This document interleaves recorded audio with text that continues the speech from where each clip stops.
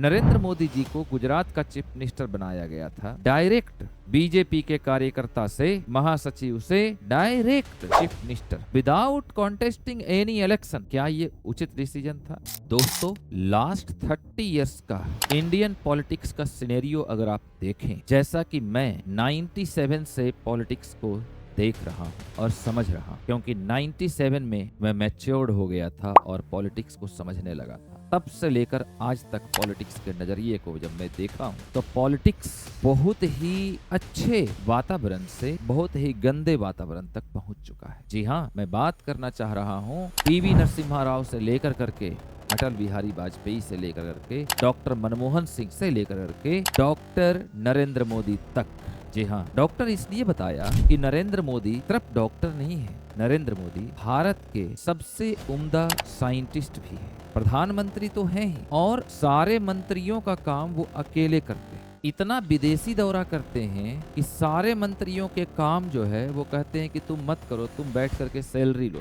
And accountability सिर्फ मोदी जी की होनी चाहिए, क्योंकि वो सभी का काम करते हैं। लेकिन जब अकाउंटेबिलिटी की बात आती है दोस्तों, तो मोदी जी सबसे पीछे होते हैं। अकाउंटेबिलिटी अपने मिनिस्टर्स के ऊपर डाल देते हैं, अपने कार्यकर्ताओं के ऊपर डाल देते हैं, अपने अध्यक्ष के ऊपर डाल देते हैं। मोदी जी कभी अकाउंटेबिलिटी नहीं लेते हैं। लेकिन अगर जीत जाएं, this is the accountability of the mister Narendra Modi, the prime minister of India. इससे एक बात पता चलता है कि राजा को जो पसंद है वो पसंद है और वो अंतिम पसंद है। दोस्तों, अटल बिहारी वाजपेयी का वो युग, 5 साल उन्होंने भारत को कांग्रेस के अलावे पहला ऐसा प्रधानमंत्री बने थे जो 5 साल तक अपना कार्यकाल पूरा किए और सबको साथ में लेकर के चलने का पूरा प्रयास उन्होंने किया। सही मायने में वो भारत रत्न थे, हैं और हमेशा रहे। पूजनीय श्री अटल बिहारी वाजपेयी जी, आप हमेशा भारतीयों के दिलों में राज करेंगे। उसके बाद 10 साल मतलब 2 टर्म इंडिया के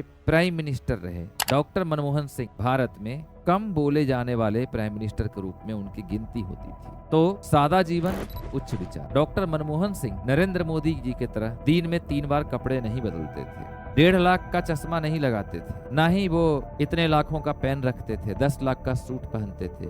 ऐसा कुछ नहीं था। वेरी सिंपल प्राइम मिनिस्टर, लेकिन सोच बहुत बड़ी। इसलिए डायरेक्ट किसी भी इंसान को बहुत बड़ा पोस्ट नहीं देना चाहिए। जैसे नरेंद्र मोदी जी को गुजरात का चीफ मिनिस्टर बनाया गया था, डायरेक्ट बीजेपी के कार्यकर्ता से महासचिव से direct chief minister without contesting any election. क्या ये उचित डिसीजन था? और क्या यही डिसीजन गलत नहीं था श्री लाल कृष्ण आडवाणी जी का, जिसके कारण गोधरा कांड हुआ? व्यक्तियों की परख, व्यक्तियों के परिपक्वता की परख, किसी भी पार्टी के जो कर्ता धर्ता हैं, पार्टी का जो नेतृत्व संभाल रहे हैं, उनकी एक नैतिक जिम्मेदारी होती है। दोस्तों, नरेंद्र मोदी को पॉलिटिक्स में लाना भारतीय जनता पार्टी की एक बहुत बड़ी मजबूरी बन चुकी थी, क्योंकि उस वक्त अगर नरेंद्र मोदी बीजेपी में नहीं आते as a prime minister candidate तो कांग्रेस हैट्रिक लगाती 2014 में। तो ये मजबूरी थी और इसको तरीके से भुनाया गया, चीजों बताया गया कि हिंदू हृदय सम्राट है नरेंद्र मोदी, और एक ऐसा शख्स जो 3 बार गुजरात का चीफ मिनिस्टर रहा। देखिए, चीफ मिनिस्टर और प्राइम मिनिस्टर में बहुत डिफरेंस होता है। चीफ मिनिस्टर तो कैबिनेट मिनिस्टर में राजनाथ सिंह भी रहे हैं। अटल बिहारी वाजपेयी कभी चीफ मिनिस्टर नहीं रहे हैं, लेकिन उनकी सूझबूझ, उनकी कार्यशैली, उनका सबको साथ में लेकर के चलने का जो विजन है, हम एक भारतीय एक, उनका जो नारा, ये भारतीयों को आंदोलित करता था।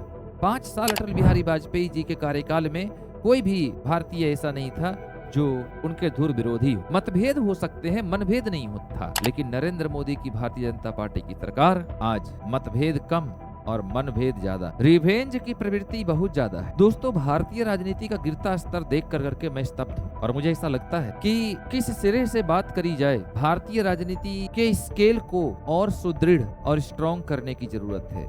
दामन में दाग सभी राजनेताओं के पास है, किसी के पास कम, किसी के पास ज्यादा। जरूरत इस बात की है कि भारत की जनता इस बात का निर्णय करे कि आखिर किसको एक अच्छे प्रधानमंत्री के रूप में, और इंडिया में तो कैप्शन होना चाहिए कि 2 बार 2 टर्म से ज्यादा प्राइम मिनिस्टर किसी को भी नहीं बनने देना चाहिए, चाहे वो कांग्रेस हो, चाहे बीजेपी हो, चाहे कोई भी हो। लाइक यूएसए कैप्शन होना चाहिए। और हम इंडियन नेताओं को बहुत जल्दी अपना भगवान मान लेते हैं। दोस्तों, this is the worst thing in our India. ये हम नेताओं को अपना भगवान मान लेते हैं, नरेंद्र मोदी का मंदिर बनवा देते हैं, नरेंद्र मोदी को कल की अवतार बता देते हैं, नरेंद्र मोदी को पता नहीं जगन्नाथ का अवतार बता देते हैं, नरेंद्र मोदी को भगवान शिव का अवतार बता देते हैं, नरेंद्र मोदी को राम का अवतार बता देते हैं। क्या देख लिया ऐसा नरेंद्र मोदी ने, समझ नहीं है, समझ से परे। इमोशंस को कंट्रोल करने की जरूरत है। आपका भारत, हमारा भारत तभी सुदृढ़ और तकनीकी रूप से मजबूत बनेगा जब हम प्रोफेशनल होंगे। प्रोफेशनल प्राइम मिनिस्टर चुनना चाहिए, इमोशनल प्राइम मिनिस्टर नहीं, जो आपको इमोशनली ब्लैकमेल करे और आप उसके मंदिर बनवाए। दोस्तों, इन सभी चीजों से ऊपर उठकर सोचने की जरूरत है। हमारे इंडिया को अगर टेक्निकल तरीके से आगे ले जाना है तो साइंस का जमाना है। जब हमें और आपको तबीयत खराब होता है तो हम डॉक्टर के पास जाते हैं, ना कि मंदिरों में जाते हैं, ना कि मस्जिदों में जाते हैं।